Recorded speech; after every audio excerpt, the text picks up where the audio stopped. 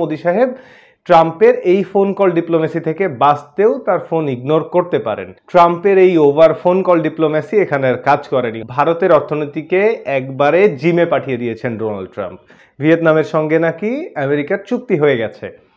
তো কিছুক্ষণ পরে ওই নেতা বা ভিয়েতনাম গভর্নমেন্ট জানায় না, আমেরিকার সঙ্গে তাদের এমন কোনো চুক্তি হয়নি। তেলের খোঁজ করবেন, সেই তেল বের করে সেই তেল বিক্রি করবেন ভারতের কাছে। সোজাসুজি কথা, ট্রাম্পের ফোন কলকে ঝামেলা মনে করছেন আর এই ঝামেলা থেকে বাঁচার জন্যই এই ফোন কলগুলো ইগনোর করছেন। আজকে আপনাদের সঙ্গে কথা বলবো এক মজার কূটনৈতিক নাটক নিয়ে, যে নাটকের দুই প্রধান চরিত্র ভারতের প্রধানমন্ত্রী নরেন্দ্র মোদী আর একজন আমেরিকার প্রেসিডেন্ট ডোনাল্ড ট্রাম্প।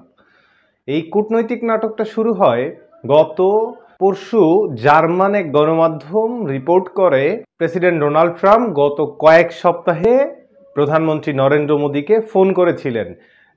চারবার ফোন করেছিলেন, যার একটা ফোন কলও নরেন্দ্র মোদী ধরেননি। সোজা কথায় ট্রাম্পের ফোন কল তিনি ইগনোর করেছেন। এবার ভাবুন তো, আমেরিকার প্রেসিডেন্টের ফোন কল তুলছেনই না, সোজা ইগনোর করছেন ভারতের প্রধানমন্ত্রী।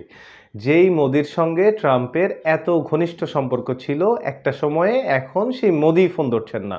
এই ফোন কল না ধরার পেছনের কারণ অনেক ঘাটাঘাটি করে 4টি কারণ বের করেছি। এই কারণটা হতেও পারে, নাও পারে। তো কারণ নাম্বার 1, ভারতের উপর শুল্ক আরোপ। 25% শুল্ক ছিল, যেটা ডোনাল্ড ট্রাম্প রাশিয়া থেকে তেল কেনার কারণে ভারতের উপর আরও 25% অ্যাড করে, যেটা হয়ে যায় 50%। এতে হয়তো মোদি সাহেব একটু চটে যেতেই পারেন যে আমার এত কাছের বন্ধু আমার উপর আরও 25% শুল্ক আরোপ করলো। এই একটা কারণ হতে পারে।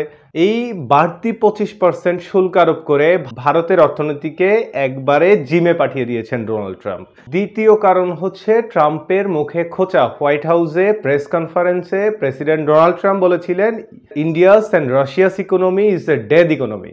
এর বিপরীতে প্রেসিডেন্ট ডোনাল্ড ট্রাম্পের এই কথার বিপরীতে নরেন্দ্র মোদী আবার বলেছিলেন, না, আমরা পৃথিবীর তৃতীয় বৃহত্তর অর্থনীতির দেশ হিসেবে নিজেদের গড়ে তুলব, খুব শীঘ্রই তৃতীয় বৃহত্তর অর্থনীতির দেশ হিসেবে হয়ে উঠব। এই দুজনের কথার লড়াইয়ে WWE রেসলিং ম্যাচের কথাই মনে পড়ে যায়। তো যাই হোক, তৃতীয় কারণ যেটা, সেটা আরও বেশি মজার।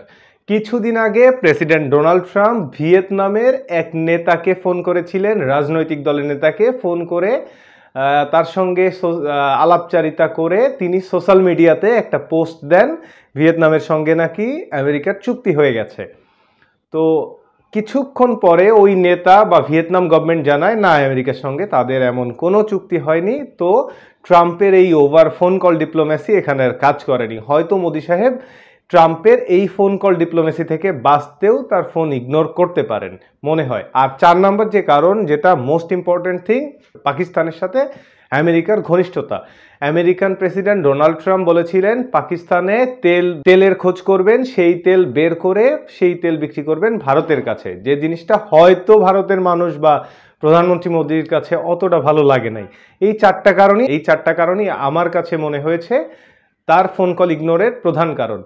তিনি সোজাসুজি কথা, ট্রাম্পের ফোন কলকে ঝামেলা মনে করছেন আর এই ঝামেলা থেকে বাঁচার জন্যই এই ফোন কলগুলো ইগনোর করছেন। আর একটা বিষয় হচ্ছে, প্রেসিডেন্ট ট্রাম্পের কূটনৈতিক হচ্ছে হয় ফোন কল ডিপ্লোমেসি অথবা ফার্স্ট টুইট দেন থিঙ্ক।